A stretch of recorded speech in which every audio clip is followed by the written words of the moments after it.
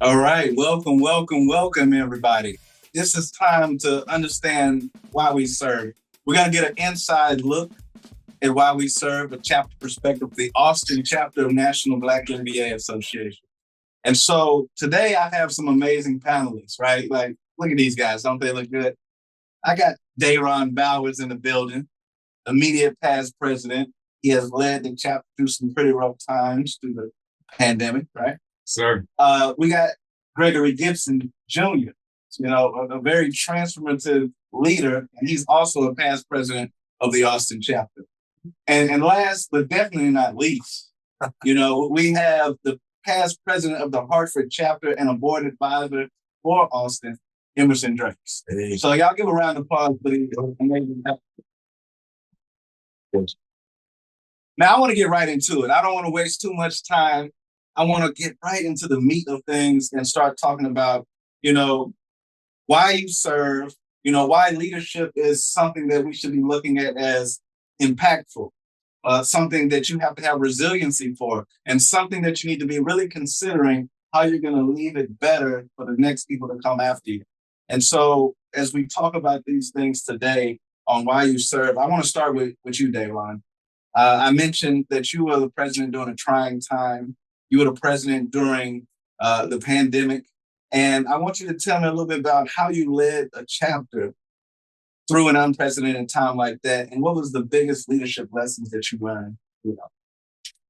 Well, during the pandemic, I got to take the mic. So during the pandemic was a tough time to take presidency. I think, most of us realize it takes your first 6 months to a year, you're trying to figure things out, get systems in play, learn the systems and so forth, especially for a smaller chapter where we're a younger chapter. There's not a lot of presidents that come before us, right? How many were before you? At least one or two? No, we had a few, but young chapter. It's a younger chapter for sure.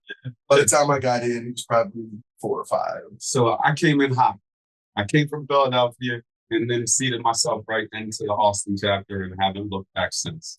The pandemic, what was going on during the pandemic, for me, it really didn't matter. It was just transformational time for how we operated and did business. So a lot of what I was doing was figuring out how can we still connect in a time where people didn't want to be closer than 6 feet from each other, right? So there was a lot of hybrid events. We implemented gloves at the events so people could shake hands if they wanted to shake hands. It was all about staying innovative and adaptable. Absolutely. Now, innovative and adaptable, right? That's a really big thing. Yeah, let me come to you, Gregory. Let me come to you for a moment. Because when you were the president, when I came in, I definitely saw a lot of innovation. I definitely saw a lot of adaptability. Talk a little bit about how innovation and adaptability was key during your presidency. I think that when I came in office, there were a lot of institutional things that had taken place. Some of those things good, some of those things bad. But when you step into a role of leadership, oftentimes you want to introduce or update what it is that was going on. When I stepped into office, it wasn't the best of times for the chapter. And so there were some things that we needed to kind of pull back on and reinvent. And it's not to say it was a bad time, it just wasn't our best time. And innovating isn't always tech. Innovation is just how you engage people at times, right? And so we wanted to revisit how we engage people, utilize tools that were in place that were previously outdated.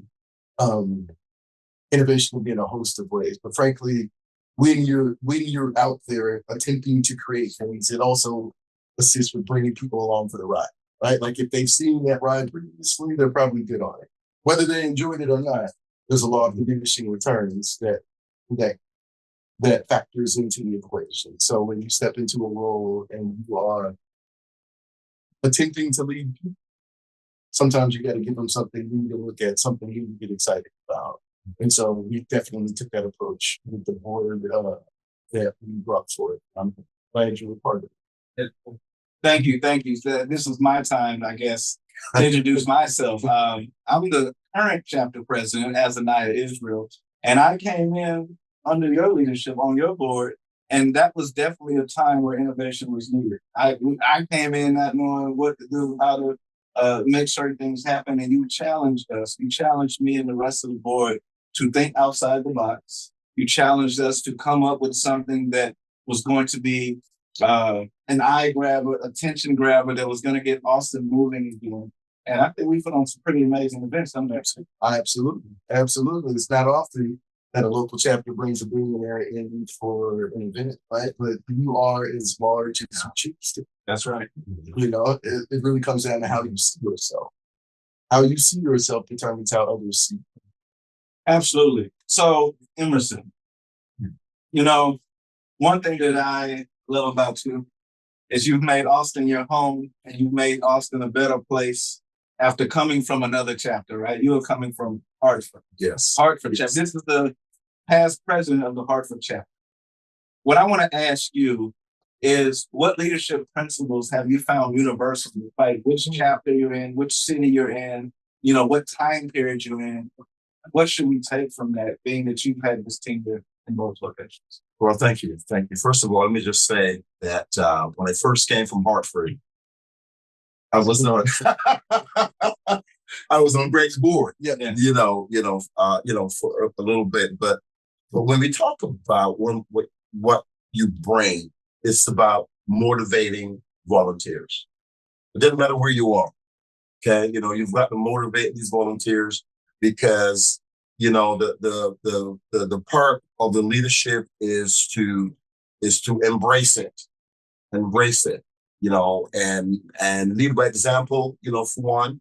So coming from Hartford, I obviously learned, quite a bit from that chapter. Again, Hartford was a small chapter, just like Austin, right? So it was there, and of course, it's the insurance capital of the world, right? So getting corporate partners and leaders, was pretty good, for us.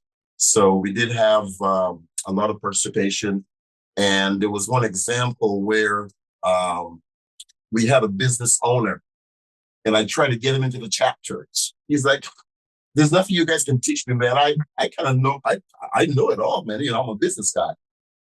Well, I said, "I'm not going to teach you anything. What I want you to do is come into the chapters and teach other people." Because one of our pillars, as you know, at the time was entrepreneurship, right? So, when you interact with all these different types of people, you really got to make sure that you can, motivate them to perform, LOT, the whole bit. So I see that commonality, it doesn't matter where you go and what chapter you're in. Absolutely. So it's not about what you can get from the organization. It's about what you can give to the organization. Absolutely. Because as I said, it's a volunteer organization. I love the Black MBA. I'm a lifetime member.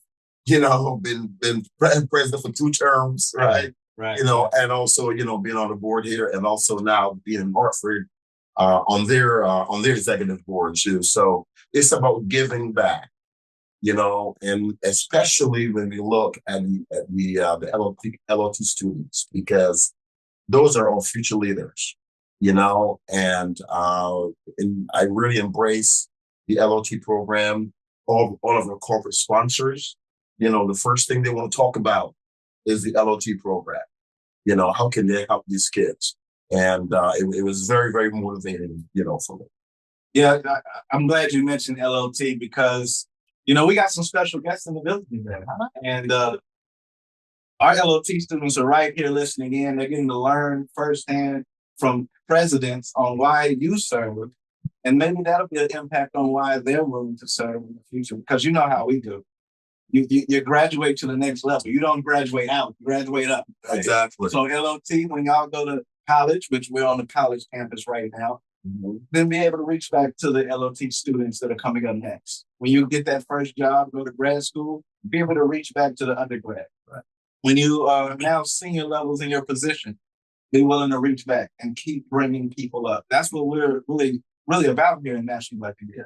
And to that point, most of the students, when I was in Hartford, they would never talk about if I go to college. It was always when I go to college. Okay. And I remember an example where one of the first graduates, basically, of the LOT, she graduated and then she came back and was tutoring some of the LOT students. So you can see the cycle. And that was a very proud moment for the Hartford chapter. So, yes. You know, in interacting with the Hartford chapter, their current president, I see a lot of similarities between us. And even though they're, you know, what, 1,000+ miles away, you know, I really feel a great connection because we're able to work together, we're able to share ideas, we're able to impact each other and, you know, help each other create a legacy. And so the next thing I really want to talk about, and I want each of you to answer this question, you know, looking back, and I want to ask you, what is the moment or the achievement from your presidency that you felt most proud of and why? I need to go first. What I think about it. The best achievement is this. When we had the chapter, when we transitioned for your first general body meeting, Greg, you came to the meeting and you made a statement and you said, wait, this is all of the presidents that were from Austin for the past 4 years, and we all came from you. So to be here, to have this structure where you have your board of advisors here, and I mean, for years, this is dedication, commitment. To see this at a smaller chapter, it's not common. And to know that we have a strong future just in this foundation is an amazing accomplishment that like everything was working. You know, like I know because of us, this chapter will never fade away. And that's the most rewarding thing I could ever, you know, achieve. Absolutely. What about you? What about you? I mean, Gregory? There's a bunch of things that I enjoyed, sir. Right? There's a bunch of things that we've done over the years. I think what I'm most proudest of is the stability of the organization. When I joined the chapter, we had about $5,000 in the bank, and I didn't get it through election. I got it because somebody else was no longer in the position. And that can happen, especially in nonprofit organizations, right? Like people can move on, life circumstances happen. I got a pretty interesting chapter when I took it over. And so to be able to transition it, to be able to host things like Healers where people come from around the country, that stuff is fun. Those are the things where if we look through our Facebook page and look at the pictures, we'll see some of the things that we do. But you said that what we're doing right now is what matters. The fact that we've had stability since, the fact that we've had elections determine who the president is, as opposed to someone coming in and picking up the torch because somebody else put it down. Like, I'm proud to be back. I stepped out of the picture because leaders need their opportunity to shine. And each of us cast the shadow, but everybody has been a caller. Every single time y'all have called me and said, hey, we need you to come through, I'm there. Even if I'm a little bit late, I'm there, right? And so I'm really proud that this chapter, that when I took it over, I didn't know if it would make it to 10 years, is now pushing towards 20. And the leadership that has been in place.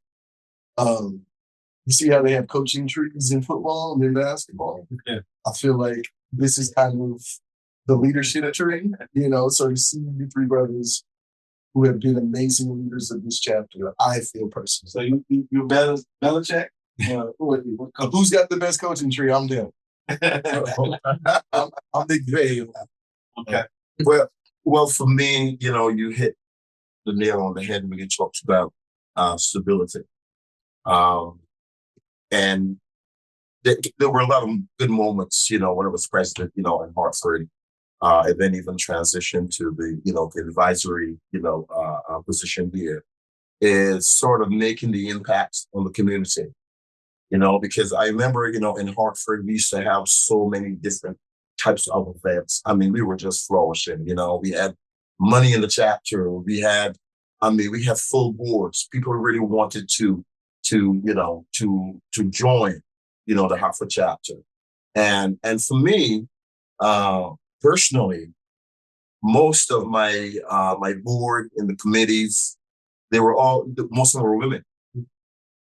And I just they were great leaders, Cindy's the president now, right? The Hartford chapter.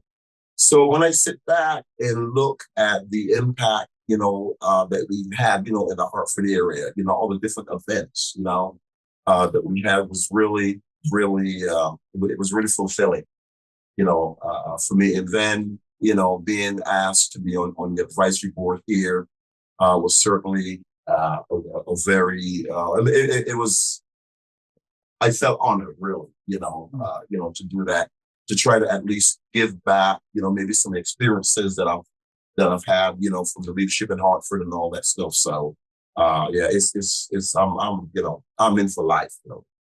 You're in for life. So that's coming from a lifetime member. Right? You better be now. You're committed. But when did you become a lifetime member? Why did you become a lifetime member? I became a lifetime member in 2008.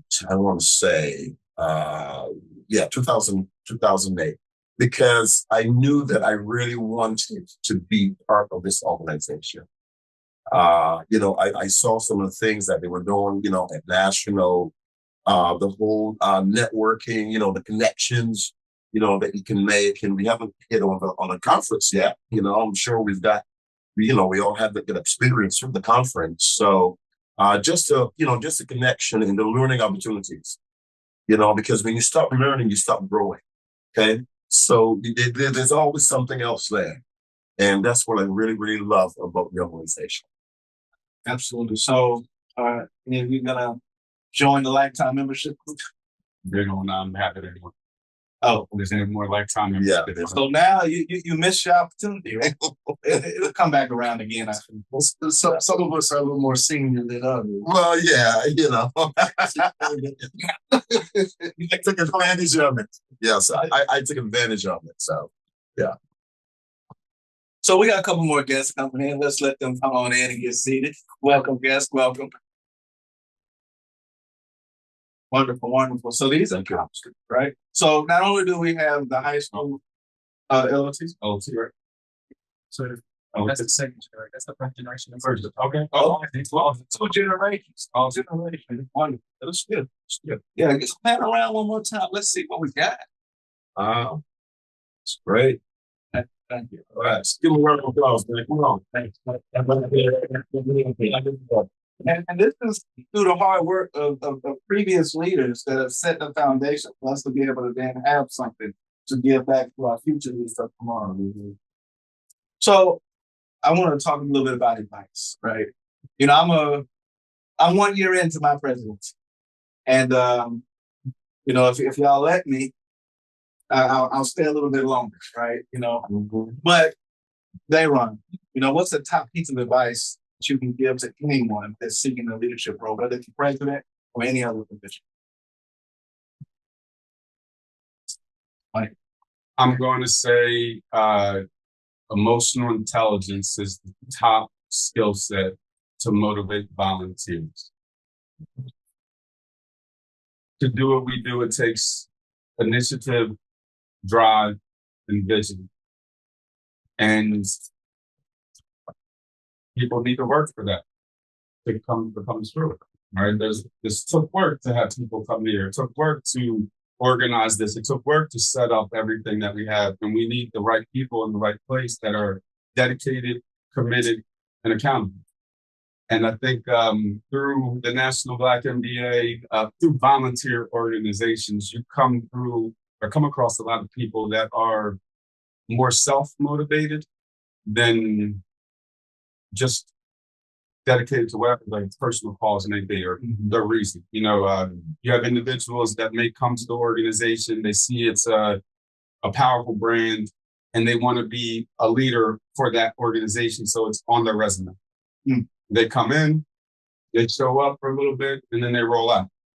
So to be able to protect the organization, but then still not shut everybody out and say, I'm not going to work with anybody and I got to do it all myself, right? Like I still have to, first look at me, right? And say, okay, well, what is it that I said that might have rubbed that wrong? Or what is it that I said that, didn't inspire the vision that I saw, like that didn't get this person motivated the way that I'm motivated about it. So I took a deep glance at myself through every failure and tried to figure out a better way to approach it. And then, also just to make sure that this thing, like you shouldn't have to reinvent the wheel, right? We do these things, innovate, don't reinvent it.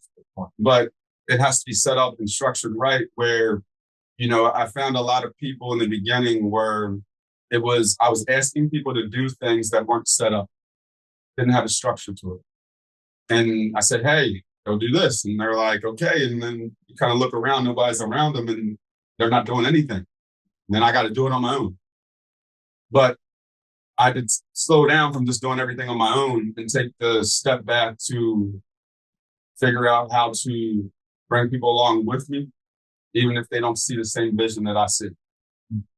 So that emotional intelligence to just be patient with others and willing to, no matter if you didn't see things my way, continue to pour in, continue to keep pushing towards, this is the goal, this is the mission, this is why we're all here, right? Forget what I want, what you want. How do we impact the community? How do we make sure that this is something that we have tier 1, tier 2, we have future past students that are doing amazing things coming around. This is beautiful. I would say let your volunteers know their worth. Don't take it for granted.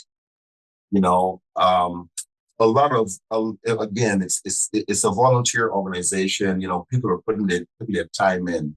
And you've got to make sure that you appreciate their time. Let them know. And you might be the president, but make sure that we have clear visions, clear actions, clear, it becomes a coaching sometimes, actually. Where maybe a VP of operations or VP of VP of admin, they're not sure about something. You just gotta. How do you always keep them motivated? To me, that was the biggest thing for me in Hartford. Keeping everyone motivated. I kind of let them do what they needed to do. The vision is there. Everything is set up.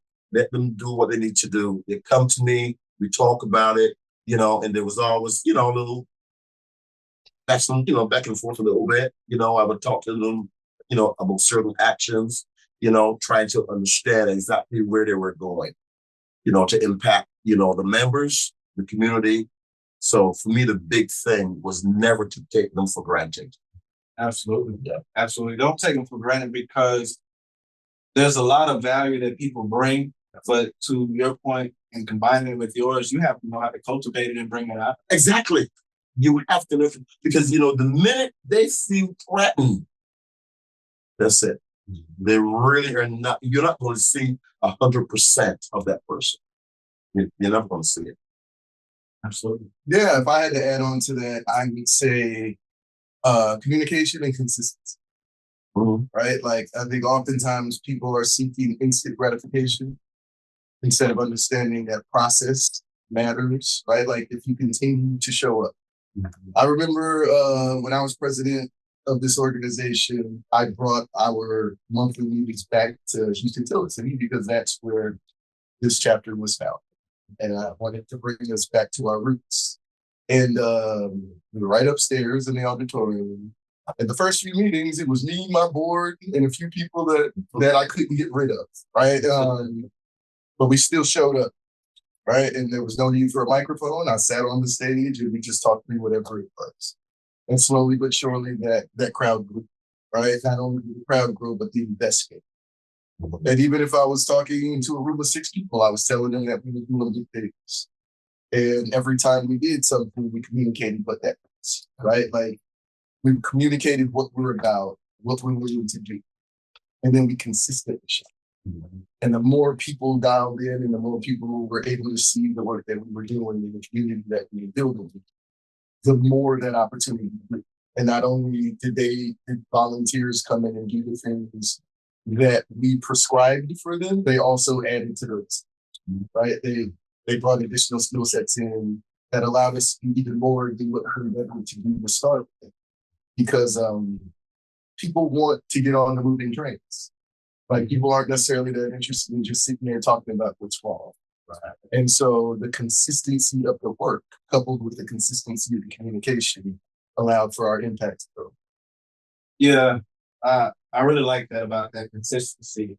But I was thinking back to when you said that the torch was laid down, so you picked it up, right? I want to know how to get more people who are willing to pick up torches. Not to say that the torch will be laid down, but that spirit, that mindset of being a builder, as opposed to just wanting something already made. How do we find more people like that? I think that you have to build whatever it is that you're doing with the end goal in mind. And so when I took over and had to restructure the board and all that stuff, I created roles that needed to be filled. And that work didn't get done until those roles got filled, but I still communicated that those roles existed. Oftentimes people will shrink their scope because, this is all I have, as opposed to building for what it is that you want to be and allowing people to come into it and easily transition into it. I've never been able to dream small, no matter what the role was. You're just not. Right? And so I'd much rather build a big house and then that room stays quiet for a while until we have people to fill that room than have to build that room onto an already existing house and it'd be a Frankenstein type scenario. And just to add to that, people want to see results. Right. Okay, so when we talk about actions, reactions in Hartford, we would do things. Invite, okay, maybe you don't want to join right now, but this is what we're doing right now. So can you just come and see? And the big thing for me was word of mouth. At all my meetings, I would always say, bring a friend or three. Not a friend or two, as the saying goes, but bring a friend or three. Right. And the reason for that is that out of that three, if I get one, I'm good. Two is great. I probably won't get all three of them. But they need to see what's going on in the community. What are you doing? We have the LOT, we're volunteering here, we're volunteering there. We have this fundraiser ball that we're doing. And when we talk about the Black MBA, there's a kind of a, elevated intelligence, it's a just intelligence, right? Mm-hmm. So when, and people always want to be part of a success story. That's right. They always do, right? So that was the thing for me. We got the actions going, let people see what we're doing. And then from that standpoint, capture, we have all the membership meetings, all the corporate sponsors and so on and so forth. And the other big thing for this was career opportunities, with the corporate partners. So you get people in there, they're looking for jobs, they have different reasons, but it's all about Creating that opportunity. Yeah. Can I add to that? Yes, you may. Yes, you may. And so when you said, I answered the question and then I gave more thought to it. Right. In a previous speaking engagement that wasn't that long ago, I had said, what does success look like for you? And so you had mentioned things like entrepreneurship, right? When building the board, whether I communicated or not, I looked at where people were attempting to go. Okay. And tried to align that with what the organization needed so that people could gather the skill set within working in this organization to apply that in their careers. The things that I'm doing now were very much nurtured in what I was doing then. And the people that I worked with, who I now know are doing amazing things, the entrepreneur that you are, each of you brothers, the things that y'all are doing, the development that took place was very specific, right? I think oftentimes people will say, hey, I need volunteers come through without any sort of specificity as to what it is that not only I need, but how it benefits them. And so when you're looking for people to pick up torches, when you're looking for people to become leaders, being very specific as to what it is that you have envisioned for them, but also understanding what their vision is for themselves, so that work is further supported by, no, I'm not only just doing this for my community, I'm also doing this for myself. Yeah. This is something that I can take with me. Not bad. So you want to say something on that? If you would like. I'll add to, I'll just go with my pitch typically for people looking to be involved with the chapter. It's got to be a win-win-win. Right? You got to win, the chapter's got to win, but most importantly, the community's got to win. Yes. Right? So I try to paint that in same as you, Greg, like, what is it that you want to do? What can you contribute to, and what can you add value to? And then ultimately, what can add value to you? Because we run our own business with this chapter, right? We're an independent 501c3. Everything we do is based off of us. It's really hard to do an event, email, invite people, and nobody shows up. Right? Our first general body meeting, and you had scrapped the general body meetings because everyone was coming to eat for free. Right? So I said, let's go ahead and go back, bring the general body meetings back. Coming from the Philadelphia chapter, I'm used to a strong membership and advisory board that always shows up to them. So I said, let's go ahead and do it. We had 2 freaking people show up. It was, I want to say, I don't even think I met you yet. I want to say you showed up, and it was another individual that showed up, and it was the 4 board members. You weren't on the board. I asked you to be the board advisor when I came on. Yeah. So you showed up and another person, and it was just us in the room, and it was like, oh. So we sent an email to 1,400 people, and 2 people showed up. So like, you kind of start to check yourself, like, wait, hold on, am I doing something wrong here? But you have to be consistent to know that, like, if you build it, they'll come. So, something that was big for me was whether it was 1 or 10,000, I'm going to do it the same, regardless. So planning a vision, having somebody that wants to participate with the chapter, let's build the structure. Let's document it. Let's make sure that wherever you stop, somebody can pick up and take the time. Right? If you're not willing to do that, it's not going to work. And, if you do it on your own muscle, the moment you leave, that thing's never going to come back again. So it's a wasted time. Like, maybe it's good for you, but it's a wasted time for the community. And we're here for the community. All right. So, just keeping that community first, chapter second, but you can't volunteer and not win. Right? Like, it's not about the title, but what are you doing to sharpen your skill set?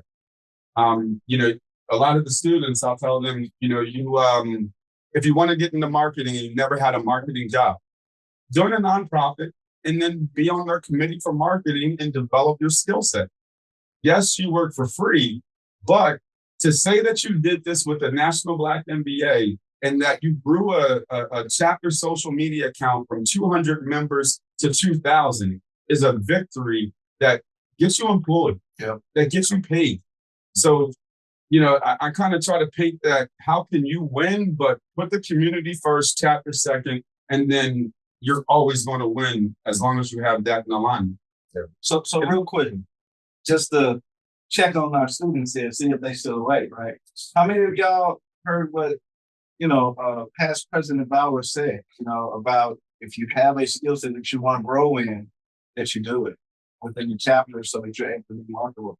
Anyone that is looking to grow their marketing skill or their accounting skill, these are opportunities for you to be able to volunteer. I know there's somebody over there who wants to do some accounting. Raise your hand. We need some help with that. We use some help with making sure that our finances are in order, right? And that's a skill set that you get to practice with an organization like this. Go ahead. Yeah, if I just want to add one more thing relative to leadership and the Hartford chapter, if you have someone that's a director, okay, that person may not aspire to be a VP. Okay.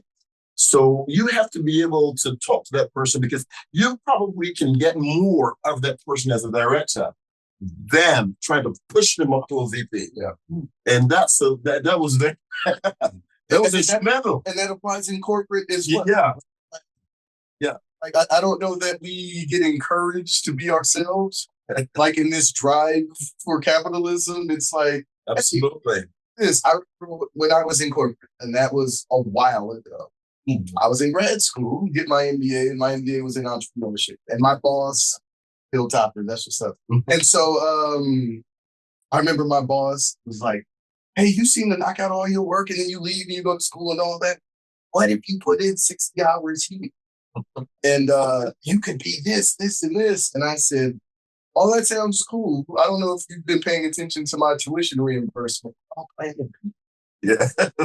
Like I want to do my own thing. You got to meet people where they are. Absolutely. And identify where their motivation truly comes from, as opposed to assuming that everybody is coming from the same perspective. Yeah. Or that our value all exists. Mm-hmm. So as a leader, you got to be able to kind of put all that together, and keep them motivated at the same time. Otherwise, it'll be a revolving door, really. Yeah. So. Now, some people heard when you said, it's got to be a win-win, right? There's got to be some personal benefit. And, I don't want to put you on the spot, but I'm going to put you on the spot. Would you like to share some of your personal wins that you've had by being a part of this organization, by being a leader in this organization, as a volunteer organization that you've won? Well, where I see myself winning, as a leader in the chapter is when I'm in a boardroom talking to some leaders about being a corporate partner, the leadership, trying to talk to them about how they can benefit because it's a two-way street now. So, right. So to me, doing that and having all these different meetings, my eloquence, if I want to say that, and being able, to really talk to these leaders, that to me, that was a big thing. Of course, when I first started, there's a little bit of nervousness and so on and so forth. But as you keep on doing it, you get better. And, the old saying, right, where, I can talk to the janitor and I can talk to the CEO. Right. So that's, to me, from a personal standpoint, being able, to articulate myself, what do we need? Because don't forget now, these corporate partners, they want to know what's in it for them too. Right. They're not going to give me $60,000 and just say, okay, bye, see you tomorrow. No, that's not going to happen at all. Right. So to be able to articulate all of that, to me, was my real personal, and then being able to talk to the board and so on. So it was a personal growth, really for me. So, So I'll say it's not what you know or who you know, but who knows you. And being chapter president and then getting introduced to a whole network of chapter president and being able to create valuable relationships with people all over is powerful. But I'll say my biggest, and this kind of goes with the achievement part. I'm gonna say Calvin is my biggest success with the chapter. We have a past board member. I met him when I moved out here in Austin. I was on GroupMate, and somebody says, "Hey, I'm looking to take headshots. I'm a photographer. Anybody want to do it?" And I'm trying to shake hands, kiss babies, meet as many people as I can. And I said, sure. So Calvin takes me in downtown Austin. We go on these all over places. We're taking pictures. I got one of my best headshots. I'm from Calvin. And Calvin stayed around. We hung out. And, I got involved with the board. And then, Calvin was managing some of the video production stuff for us. And I had him come around with people, and Calvin was talking to some of the board members, and they asked Calvin what he wanted to be. And he said, I like to rap, and he wants to be a rapper. Calvin is an artist. Now, if I show you some of his work, he's really good. But he started to come around the chapter, hang around, and next thing I know, he was enrolled in school. And then next thing I know, he's talking to Brian Carter, who UT lawyer, right? A graduate of UT Law School. Gives Brian a call up and says he's interested in applying to law school, and trying to ask him, what do I need to do to get to law school? And Brian says, what's your GPA? And he goes, oh, I have a 4.0 at, ACC. I'm doing great. School is no problem. And Brian says, yo, you're average. Calvin goes a 4.0, and you're telling me I'm average? That impact, that changes people. Like we talk about the LOT, like, I can only imagine who all of you are going to be. And there's somebody in this room that is really popular on TikTok and you don't even know it, right? And like the things you're into, the people to your left and right, you don't know who they're going to be one day, right? So the most important thing you have in this world is your relationships. So my biggest win about being a part of the chapter and being a chapter president has been the true valuable relationships that I've gained. To work with you still, right? Like Greg, like all of this, like this is like, I'm not a one-time person. Like if I connect with you and we're friends, like we're friends, like you're good. Like I think it's a Black thing, right? Like it's a family thing. When you're in, you're in. So I appreciate that. I think that what was the question again? What am I most proud of? What's been your biggest win? How have you benefited from the chapter? Being a leader. How I benefited was the development and the freedom, right? Like we mentioned earlier, like, hey, this is a business. This is a 501c3. And this was, look, I haven't had any businesses that have failed, but this was my first quote unquote success business that was outwardly received as a positive. And the equity that I built in this role, in this community, allowed me to grow my impact to a global community. And so the things that I'm able to do now weren't possible without the things that we were able to do previously, and I can directly tie not only all of the things that I've experienced, but frankly, let me be real with you, all the events that I host, all of the programs that I host, whether it's for Black people, for brown people, for sports, entertainment, movies, the whole nine, are volunteer. The ability to manage that even at the highest levels.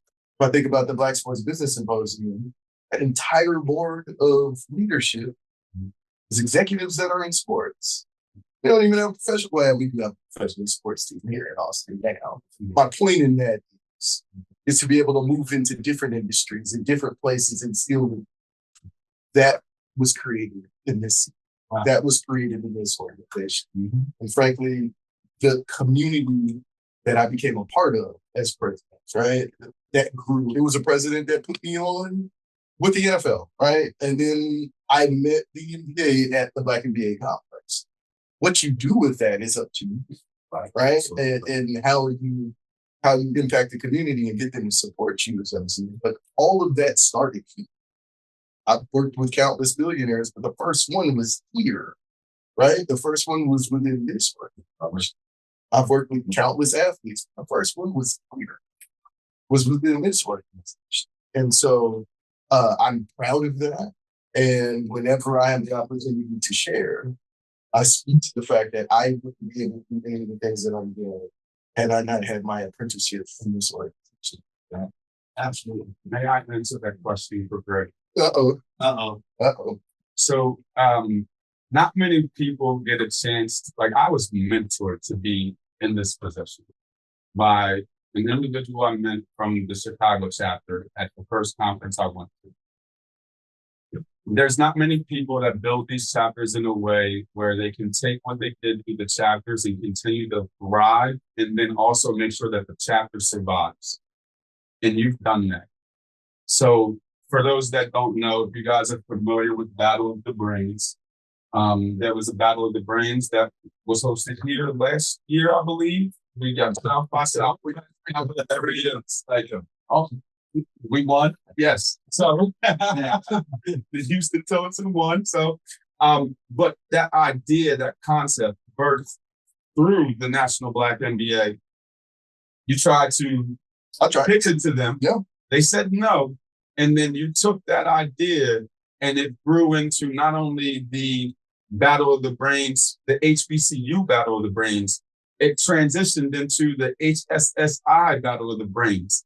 And then I watched you pivot from not only doing Battle of the Brains for both minority demographics all over the place. And yes, we get a check from this. Like, we get a percentage of everything that this man does through that, which helps this chapter like continue to build and grow.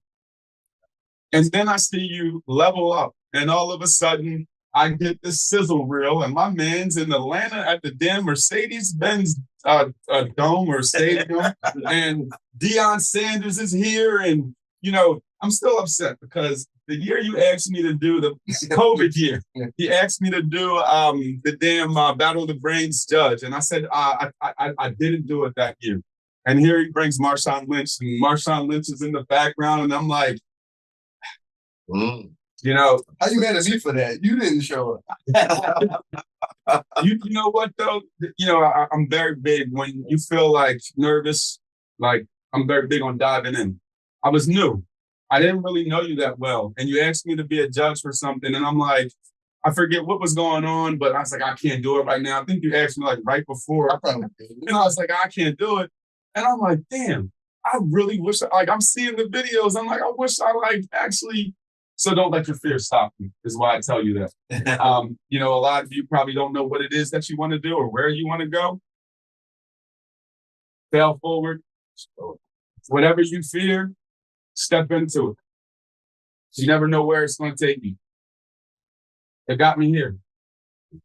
A lot of the events we do, you got to be, like, it's scary to do networking events and then transition to panel discussions and try to put people, and then you hope that the rooms are here. And if not, it's just 3 people. But hey, go on, we're live, and then you act like the room is full. That's right. Right. So I really have to bring it back to something you said, but it's all important because each of you have spoke about it just a little bit. We got to talk about fundraising, right? Because this is a volunteer organization. We thrive off of corporate partners.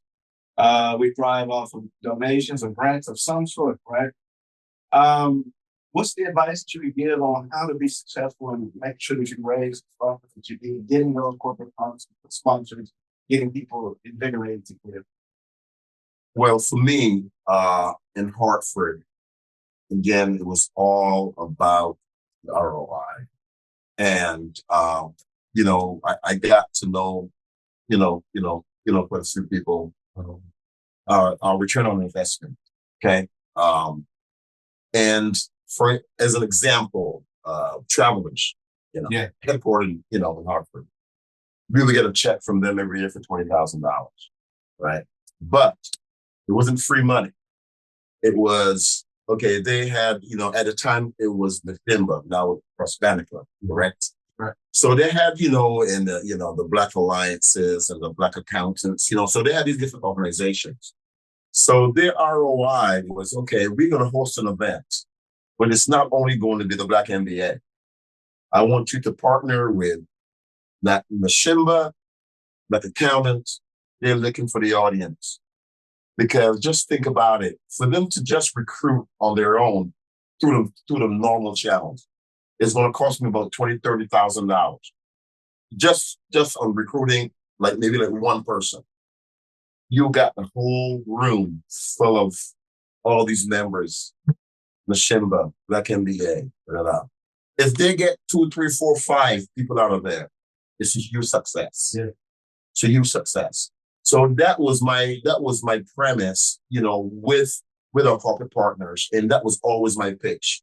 Of course, we have different levels, gold, bronze, silver, bronze, silver, gold, right?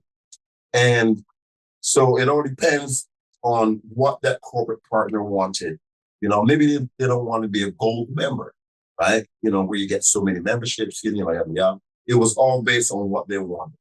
So when we looked at all the insurance companies there and United Healthcare, all of them, right? So that's how I was able, to do that. And the other part of it too was that it was not only about the money, it was about being in the community, because we did partner with some municipalities. They're not going to, they're going to give you the in-kind service. They're not going to give you the money, right? So we could hold, we never really had a home, per se. So we would, have meetings at some of the places there, some of the hotels, to give you a conference room and so on and so forth. So that was my thing and how I really, did it. Now, has any of that, does any of that advice change with the direction that we're going to politically? SB 17, let's say, PBI, the thing I'm going to get in on that a little bit. Because the answer is yes, it'll change, but you go ahead. So first, I would say fundraising, get your hand out of your own pocket. So you may not donate $100, right? And if you won't donate 100, you probably wouldn't ask somebody to donate 1,000, right? So get your hands out of your own pocket and start to understand that closed mouths don't get fed. Right. So I need to ask people to support. Yep. And don't be afraid to ask for more than I would concede. Corporate partners, we laugh and say, look, $100,000 sponsorship is what we're looking for. Mm-hmm. But I mean it. And if I get 10,000, I'm happy as hell. But I'm not going to start with 10 so you can wiggle your way down. I'm going to start as high as possible. That's exactly right. Exactly. So getting my hands out of my own pocket, I think that's a sales tactic. Like don't approach it with what you would buy, what you would give. Know that people give and support what they care for. Yeah. So if I position and understand about what you care for, then the checkbook should be limitless at that time. It's just I gotta understand what you care about. The second part, Greg, you helped me with this in Norville. Norville from the New York chapter, president from the New York chapter. It was like when I first started, I was plug and chug, right? We need events, we need this, we need that. And corporate partners always get behind this. And my first year went and I did a whole bunch of events and had no money. And then I spoke with you and you said in Norville, they have a conference and all that. And you guys basically said the same thing. Said year one is a pilot. So you need to pick, but you told me exactly, take a calendar, plug some events, have a reason behind those events, execute those events, and then talk to corporate partners. So even in that process, I had to execute before I could ask. Right. Exactly. And if you're plugging plug and chug, you don't have a proof of concept that people want to get behind. So it was important to focus on, keep the main thing. Go Eagles, Super Bowl coming. Keep the main thing. The main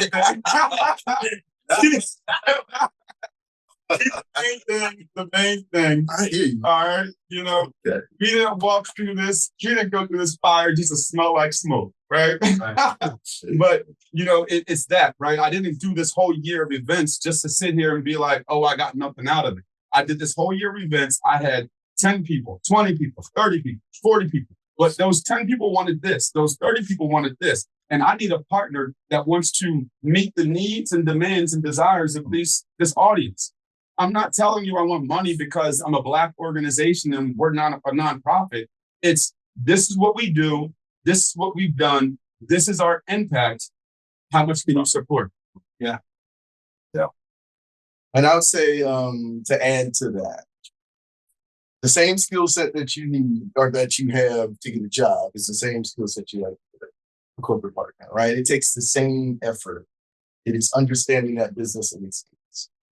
Because everyone is different. right? Like, that's why I shared with you every chapter is different, right? Identifying what it is that are the primary industries within your city and then speaking to them, right? Like, I can walk into any company or meet with any CEO. I've worked with most of them. And I'll have just as good an understanding as to what their business operation is as they do.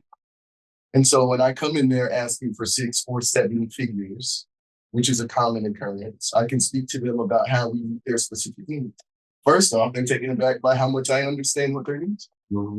And so if I understand their needs and I can share with them the vision of what it is that it takes to meet those needs, the dollar question isn't necessarily that hard, right? Like, if I don't have anything to add to the equation, then people are putting me on the value meter. But nobody's really looking at prices at any because they're paying for a specific experience. And so if I'm able to paint a picture of the experience that I can provide for, then when we start, then nobody's nervous about the dollar figure that we're talking about, because I just laid out what this vision is and what it takes. And so when I say, yeah, so that'll be $1.4 million, we've been walking through this the whole time. It's not a shock to them or me when they say yes. And so continuing to learn, continuing to communicate, but ensuring, like, if I walk in there with $1 million and say, hey, I want you to give me $5,000, and they say, why? I start talking to them about what it is that I need, as opposed to, hey, so turns out your retention is at this specific number. We're going to do some events that help make people comfortable with being in Austin because it's a city that's 6% black. Right? Like, it's easier for you to retain than it is to identify new people that hit this. Here's how I help you do that. Here's why I think that you should invest for a certain number of years. But I'm not going to go in there and beg anybody for something. I'm certainly not going to go in there and start with money being at the top of it, right? Like, I'm talking to them about, hey, what does partnership look like? What does winning look like for you? Because clearly, if you're taking this meeting, you know that your money is winning for me, right? And I'm here to execute. I'm here to make your life easy. It's not difficult for a company to reach, like they have reached, right? Most of the companies we're talking about have followers in the millions as far as whatever it is that they do. My job is to make it plug and play where all they have to do is show up and speak on stage. And if you do it well enough, they're not just trying to write you a check or a video. They're looking for different opportunities to bring other folks in. Like, I don't have time to meet with every company. I don't have time to meet with every individual. And I don't know everybody. But if you're doing it the right way, then people are bringing business to you. And at the point of which they're working for you, it's because you've really figured it out. And and it's just, I'm sorry. I did want to answer your question though about, you go ahead. I don't think that it changes. I don't think that it changes what it is that we do or who it is that we are. It frankly just helps me understand who was in it to begin with. Like, I'm not interested in running commercials for people so that they can appear to be about this. And so my dad taught me a long time ago, don't force your money or your time on anyone. And so if they don't welcome us, our dollars, our time, our faces, our genders, our whatever, cool, thank you for letting me know. I don't need to waste time. But you're on a permanent list now. And until your leadership changes, you can't come to me for the favor that ultimately we want by the exposure we're able to provide. And so I frankly think that it's uncomfortable now because we see people that look like us frustrated about what they think is coming. Everything is cyclical. Everything ebbs and flows. And so even when people talk about who's in office, as extreme as one person may think that Donald Trump is, the other side of the equation thought Barack Obama was equally as polarized. And so it's going to go back and forth, and I'm not going to lose any sleep about it. I'll continue to do the work that I'm here to do to serve the people that I'm here to serve, and I'll smile through all of it. Emerson? Well, I just have a different view, but before I talk about that, just want to talk about something, that you have said, just a comparison. When you're talking about applying for a job, and you go sit there for an interview, you've got to let them know, how are you going to solve that issue? How are you going to help them with that position? That's what they want to hear. Same as what you just said, right? It's whatever. I can help you solve this problem, right? And to me, that's what it's all about. That's how you gain that credibility, or whatever term you want to use. So I'm not going to hire you just because you look nice or whatever. I mean, what is your what's your proposal? How are you going to help me solve this problem that I have? And I think that that's what we need to do. Now, to the point that you just think you don't think it's changed. I think it's going to change to a certain extent, because a lot of people, they want to piggyback off stuff, right? My company, as an example, they've decided not to use the term DE&I anymore, right? It's called now, culture and engagement, and all that.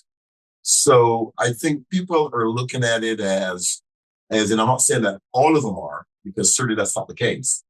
But some people are jumping on the bandwagon, to do what they need to do. But I asked you, is your company still committed to doing the work? I don't care what the title is. I don't care what words you use. Are they still doing the work? Well, see, sometimes you have to think about that too. Mm-hmm. Is where, maybe you see some things here and there. Well, I thought that you were doing this, or I thought that you were doing that. I'm not saying, that they're not. I'm still trying to find out. That's understood. Yeah. Sorry. So I don't prescribe to it. I don't think anything changes. Realistically, we've had to work 10 times harder, look 2 times, 10 times better to just go one step further, right? And I don't think that climate changes for us. I don't think it changes for this organization. We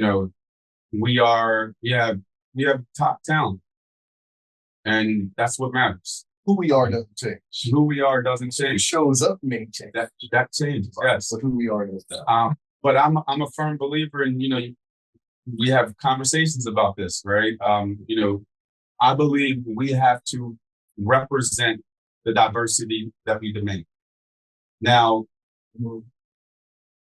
we walk into organizations and we put, the Black community first, Black talent first. And we know we do that because in Austin, there's 4% African Americans here now. So just by sheer numbers, you're not going to get access to the same amount of opportunities, especially if a college education is required. But just because I'm looking to give my community a equitable perspective or glance, right, for talent, I still need to represent the diversity that I want to see in corporations, right? So I appreciate a open, inclusive organization where you don't have to be Black to be a part of this organization, but you have to be comfortable with the Black community. You have to be comfortable being a part of an organization titled the Black MBA. And I also challenge people, Caucasian people specifically. We sat on the phone with Lindsay and, a past HR director. She asked straight up. She said, I want to make sure that you guys are, like, what you're talking about is impactful to everybody in the company. But is this only for Black people? And I said, Lindsay, no, it's not only for Black people. I said, I encourage you to be a member. And if you're an individual that's not used to being around a diverse group of people, come be comfortable being uncomfortable. Yes. Come network with us. You don't have to come take a job. Now that I do not agree with. Don't come for jobs from our organization. Come to network with our people and give opportunity. Come to network and be a champion, be an ally, represent like that part. So, I don't think anything changes because we're not going to change. But when the grass is cut, the snakes show. So I think that's really what it is. And we have to also be very cognizant because, this stuff going on with Target, Target pulling their DE&I stuff, but Target's been very big on, minority-owned businesses and making sure that they have space. Well, when we pull our dollars from Target, then the businesses that are inside Target, they're not having their main customers buy.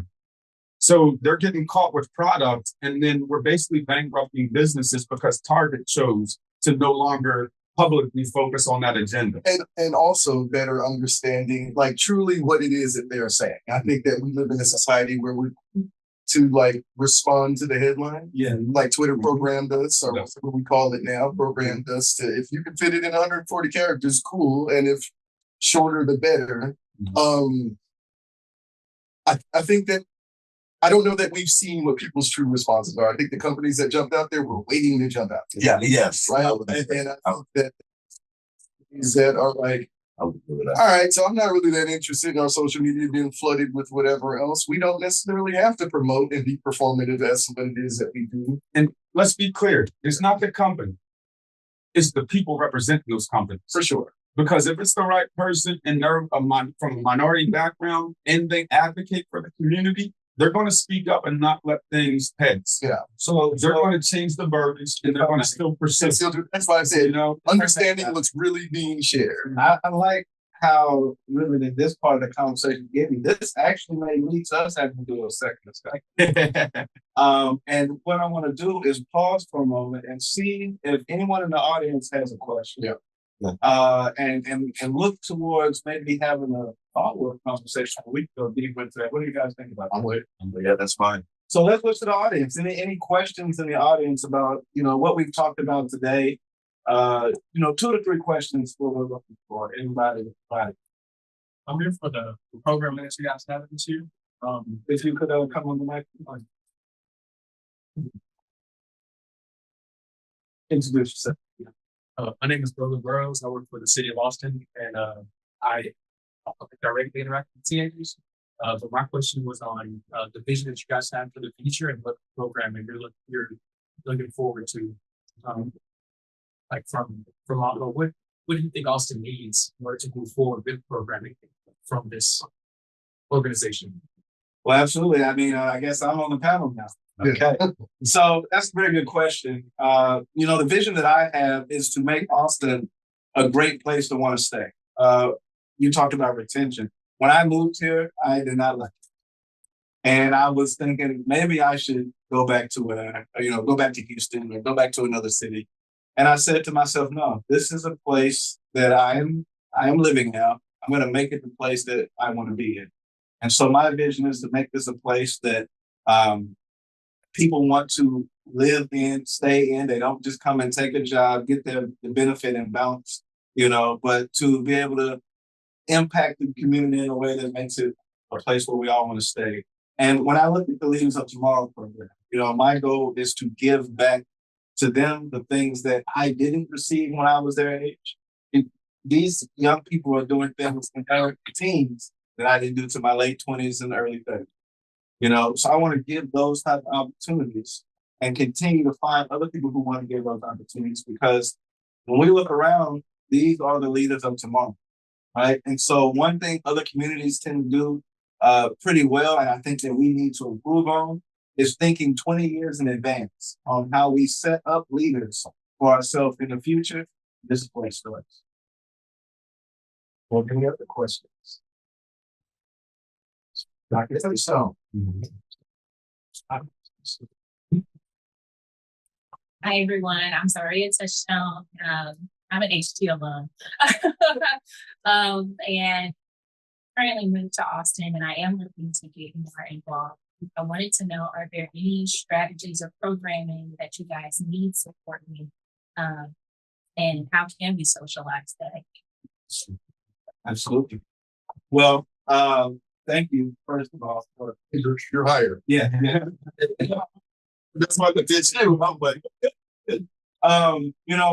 We have a lot of opportunity to grow, right? We have open board positions, but we also, as you were saying, we have director roles and we have needs that need to be filled. Look at this room. First off, these are all our LLT students that's tomorrow. Students up tomorrow. We need mentors. So first off, that's the place to start. But second, when they talked about being consistent, right? Being consistent with our marketing and our communications, We need help in those areas as well. One of the big places that, and the reason why I asked the question is in the fundraising, right? We need access to the right type of organization, someone to be a foot in the door for us that can not only, lead us an opportunity to speak to somebody, maybe be willing to do some of the speaking as well and create advocates. A lot of times the best advocates that we have in these companies are the people who work already there, right? So we don't go in without a warm lead, and we're able to then meet and grow with people inside the organization as people that become members of our organization. So when that one person does move, our opportunity didn't move, but we still able to thrive with that. Would either of you like to speak on some of the things you see? Well, I just want to talk, the young man, I apologize, I don't remember your name, but Grogan, okay. You talked about strategies. For me, I always would want to get the pulse of my members. Okay. What do the members really want to see? And you can probably, I agree with what you said too, but to take it a little bit further, what do the members want to see? Because we've got to make sure that there's a benefit, to being a member. So what do these members want to see in the future? What sort of program and, what sort of strategy and so on. So I just want to just add that is that the members also play pretty big role as we develop that strategy. So I'm glad you add that, because in growing our membership team, now we're able to begin really polling our membership. We're sending out surveys. So when y'all see these emails come in, you see these posts going out, we need your engagement and your interaction. Because as Dayron was speaking about doing events and you don't know who's going to show up, sometimes it's because we're not hitting the mark on what the audience needs. There you go. But that's what I'm talking about. You don't tell us, right? We won't know. Exactly. And we have to ask. We have to ask. Because if you've got this big old ego and okay, this is what I want, the old DJ, right? That plays the music that he likes. That's right. Right? Exactly. Right. So if you do that, you won't get the members coming, to the different events and so on. So our main strategy at this point, and feel free to speak on it, Dayron. One, we're gonna go and do our core events first and foremost, right? General body meeting, panel discussion, power hour, networking, social, right? Those are the things that we're going to begin with, and LLT, right? And then from there, as we begin to have enough of a foothold where we can begin asking these questions, putting out our surveys, listening and taking feedback, we'll then see how we can implement that feedback to the team that we have and the people that come in and start believing in the organization and doing the case. Which question am I answering? Or just if you have anything to add to like where do we need the most help? Question for you is when I was in your class, I can't even think of the name. You're gonna know that. Yeah. What direction is the bus going? Basically, everybody who's like, it doesn't matter what your skill set is, right? But if you know what direction organization or leadership is going in, you're either going to get on or off. And so just the type of individuals, where are you kind of looking for, but also too, what's your like long-term plan? So because it is so easy to get caught year to year. But what is the goal? And it's okay because then if you don't have the answer either, because that is like, yeah. Exactly. So if you don't mind, repeat the question of someone. What is the long-term plan of the organization, long-term vision of the organization? I speak from our conversations. Usually when you have these nonprofit chapters, you get very individualistic people. So somebody comes in, they're really great at what they do, but they do it all themselves. And then when that time expires, it's hard to pick up the pieces again.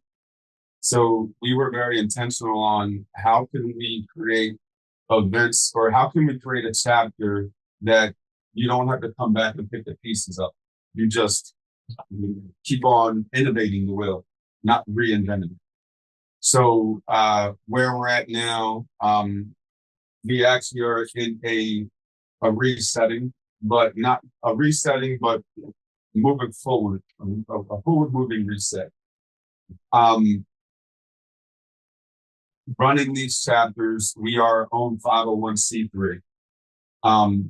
So we have to be a compliant chapter.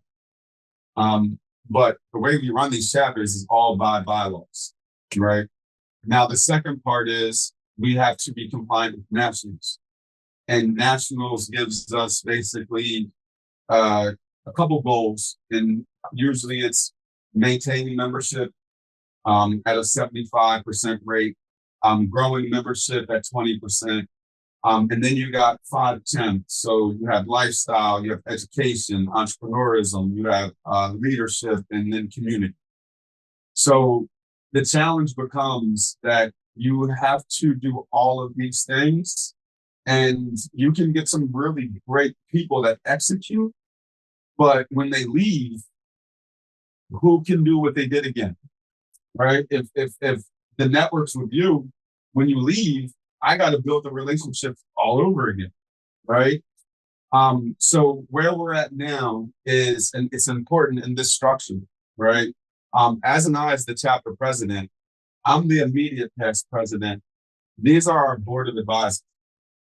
So most chapter presidents probably don't have a valid board of advisors that they can go to for support, connections, like just, hey, I got this thing going on. What can I do? Like that is here. And long-term vision, this will not go away. Everyone's heard me say for 4 or 5 years now, I'm moving them. When I leave Austin, it's going to be a big party. Everybody's invited. That's over 21, of course, right? But you'll know when I leave. All right. So he won't leave until you guys are over 21. But even when I leave, I still want to have a chapter that I can come back to. All right. I still want to be able to 2 chapter presidents down that, just like Greg, that I can get a phone call and I'm back, and whatever it is that you need, I'm here for it. And we all had that same understanding and that foundation for the chapter. We're not just going to let somebody just pick up that thing from the ground and then, okay, we're just going to build this. So long-term vision, long-term future plan. First, we're looking to be chapter of the year this year, which means we have to be a compliant chapter. Plus, we have to execute on those 5 codes. We have various programs and engagements going, but I would tell you, for your interest, where do you want to develop? Where do you want to grow? And where can you be most impactful? But the impact has to be first for the community, second for the chapter, and then third for you, right? So that is the, and you know, I know you're talented, you've always been talented. So you have so much skill set, so many things that you can do. I'm going to tell you, don't do what you're good at, do what you love to do, and then build from there. You know, and you know, there's opportunity. There's so many things that we need to do, but with that reset, we realized that the only thing that we have to do from a chapter executive standpoint that's bylaws related is the general body meeting.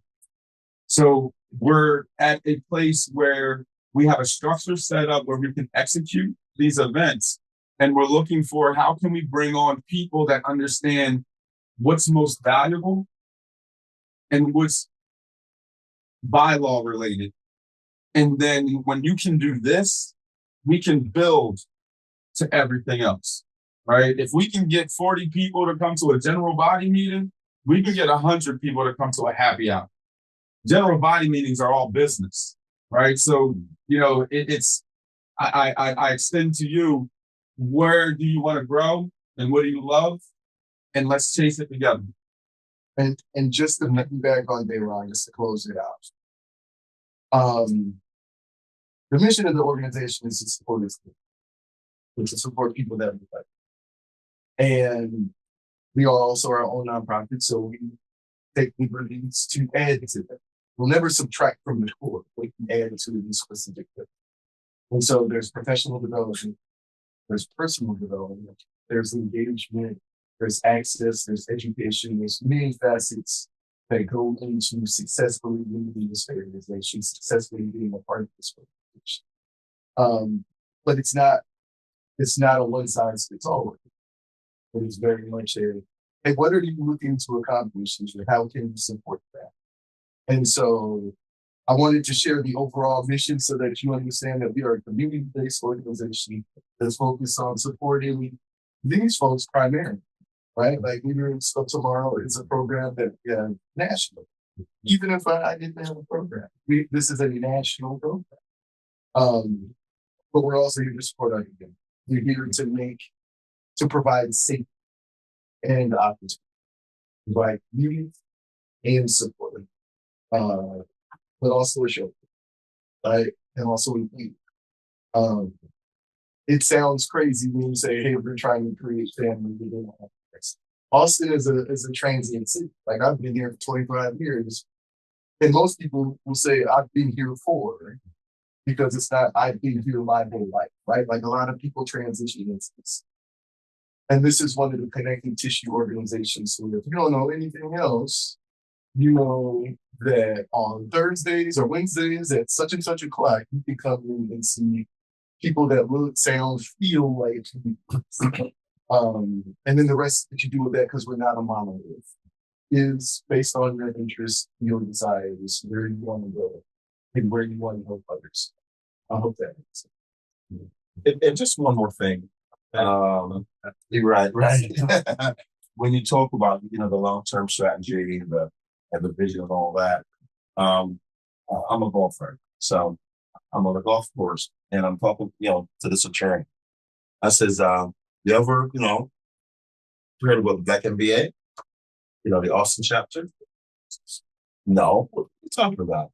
Well, have you ever heard of the national organization, the National Black MBA? I had no clue. So part of that, and I'm saying all that to say, that's part of the goal too. Who are we? What can we offer you? What can you benefit, from the organization? So intrinsically, I think that's part of it. It's all part of the process as we go further and expand and so on. Let people know who we are, right? This is the kind of organization. I love it. Absolutely, hands down. Love this organization. And I think if you go to a conference, oh my gosh, you will see. When you're talking about people that look like us, intelligent, it's just, you got to see it to do it. So, I always said, we close it so that they have to talk. Okay. Question at the end? Final question. I'm Deborah. I'm a student here at HT. My question is, for all of y'all, as a leader of the organization, how do you keep people motivated, your goals and engaged? Keep the engagement motivated. Two different things. Yeah. You repeat the question. The question was, how do you keep members, volunteers engaged and motivated? Motivation is internal. Yes. Right? Like the engagement piece is let's do the meetings, let's do the outings, let's do so on and so forth. That's the engagement side, right? Like let me give them something to show up. Motivation wanes when either there's not alignment or there's competing interests. And there's always going to be competing interests. And you can't necessarily control that or take it personal. Communication is what helps people on board. But as far as like motivation, that's something that they gotta have to be set up. And one more thing to that, we talked about earlier is that we talked about not taking people for granted. You have all these different ideas, you're competing and all that. And everyone has to be heard. Like, okay, what's your idea? Okay, what are the the pros and the cons and that kind of helps people going. But if you keep, knocking people down all the time, it's not a good thing. So, Greg, you're absolutely right. That motivation comes internally. and comes internally because people respect what you're saying, and the ideas that you may have. Now, execution might be a whole different role game, but that's all part. I'm sorry. I'll say shit floats down for. Are you a thermostat or a thermometer? Oh.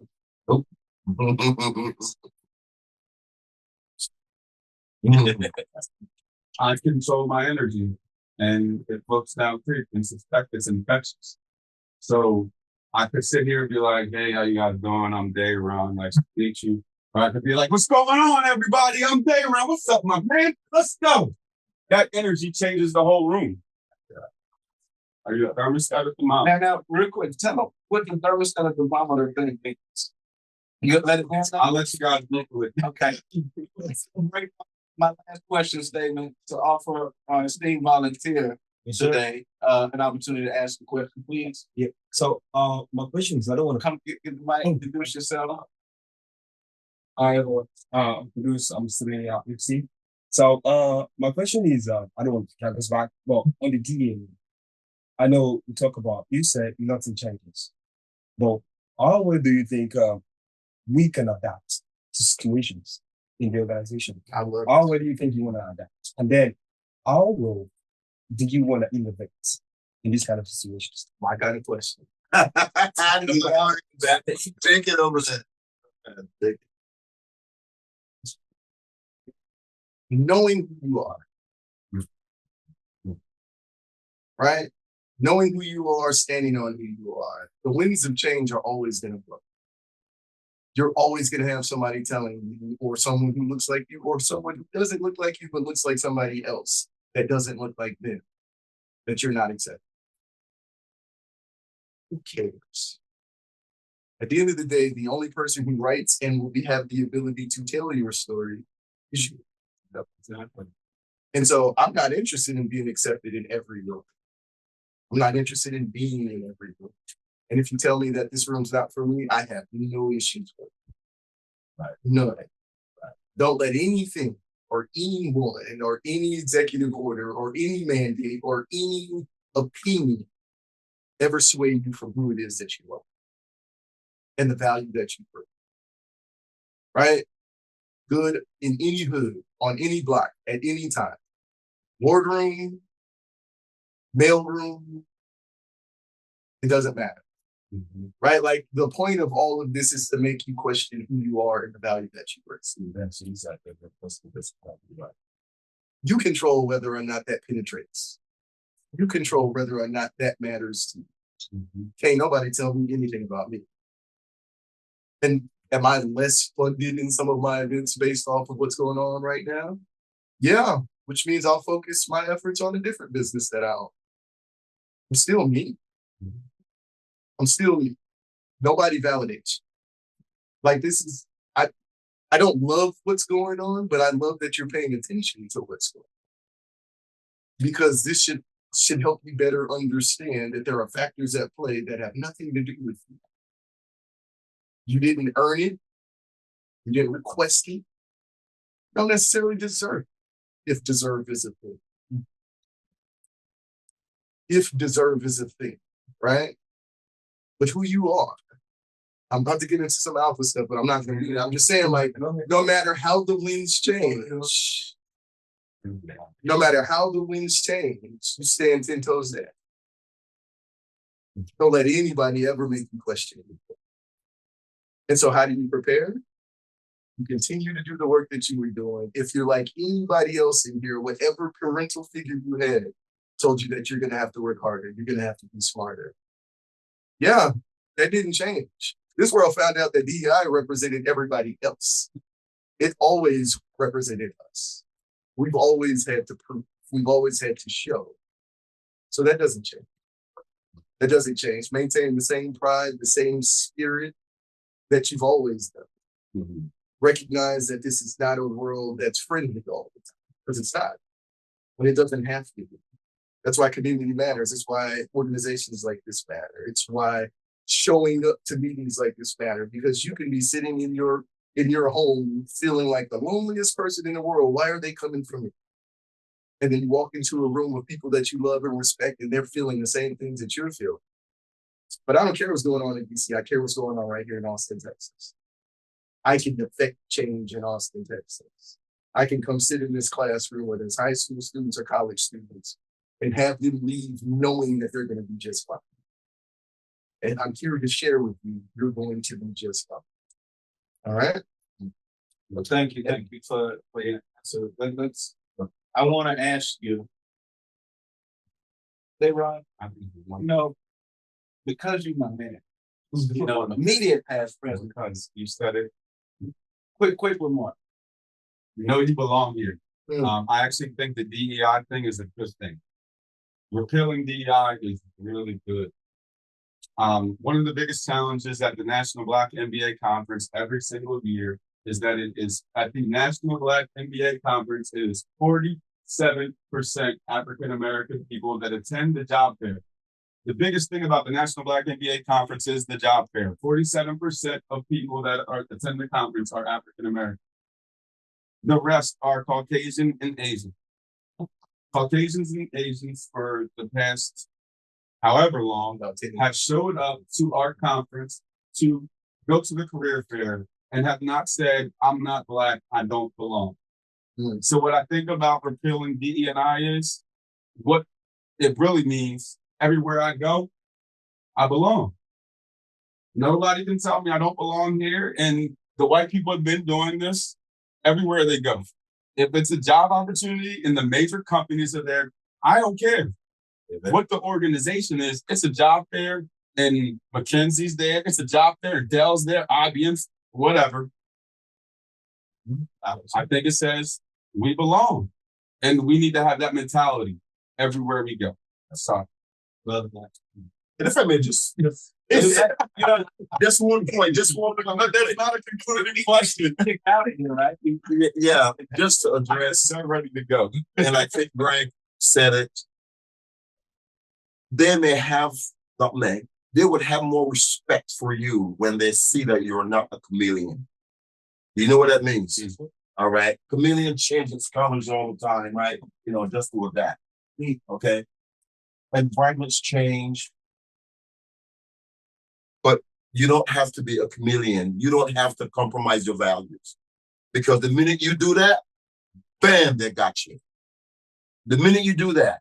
So they will have more respect for you because you're standing your ground and you know and believe who you are as a person. Thank you. No, thank you. That was some important stuff. So I'm a challenger. And while I'm giving you this opportunity, I'm going to say a few thank yous. You got one sentence to give us the most impactful leadership principles you may apply. So think about that while I say thank you to those who have allowed this night to happen. First and foremost, we want to thank Houston Tillerton. Now, for your much approval to be in this room that no one is allowed to be in, except for the man, the myth, legend, me. Dayron, thank you for being here. I want to thank you guys, as panelists, for being on here. We can't do it without you. Your leadership over the time throughout these years has been impeccable, and it's the thing that has brought us all here today. I want to thank the city of Austin, bro, for being able to bring out the students today. Appreciate all that you've done so far. And all of this, right? And first giving honor to God most time. Absolutely. Nice, safety. And so, you guys, if you're ready, one sentence. Ready. What do you got? Ready. Start with you. There are three kinds of people. People who want things to happen, people who make things happen, and people who wonder what's happening. Where do you want to be? God told Noah to build a boat, but he didn't give him a boat. He gave him trees. He didn't give him tools. He gave him helpers. How are you going to build your boat?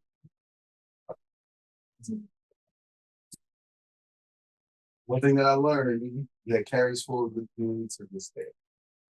You will always fail attempting to be someone else. Be yourself. In all, that doesn't mean that you don't fit the room, right? Like there's appropriateness associated with the rooms that we live in. But many of us will attempt to be something else to try to fit whatever it is we think other people want to see. You will always fail being someone else. Be yourself and you will win everything. That's a long sentence. That's a lot. I can't come up with it. But in the room, that's not a But thank you all. Thank you, audience that's out there online. Please like, comment, share, invite a friend, come out to our event. Austin tomorrow, they find us, let them know the information. Yes. So we got the National Black MBA Austin chapter on LinkedIn, National Black MBA Austin chapter on Facebook and Instagram, and they all should be NBMBAA _Austin on those platforms. All right, and Instagram is the Black Austin, the Black MBA _Austin. The Black MBA _Austin because they wouldn't let us change it. That's right. That's right. Thank you for that. And Dayron, I want to give you notice that we have elected a few new board members. Yes. And we'll be onboarding them in the upcoming days and weeks. So I want to give a quick shout out to our new VP of Business Development, Jordan Washington, our new VP of Membership, Sherry Mitchell, and a previous board member who is transitioning to a new role, a VP of Administration, Janelle Garrett.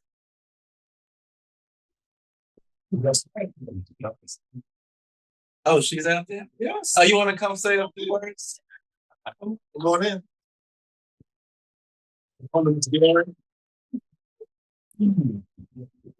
No. So, It's on. so that's it. You can't hear you. Speak up. Yeah, speak up. There you go. Yeah, that's what Oh, I see. I'm glad that everyone is here, especially the students. I'm happy to see you all here, and kind of discussion was very good. So I'm looking forward to another year. Thank you. Well, before we end, I got to pass down the most important torch.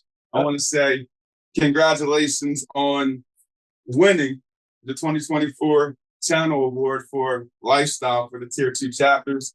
We got to play more of these things in chapter years coming for 2025. What's next? All right, let's go.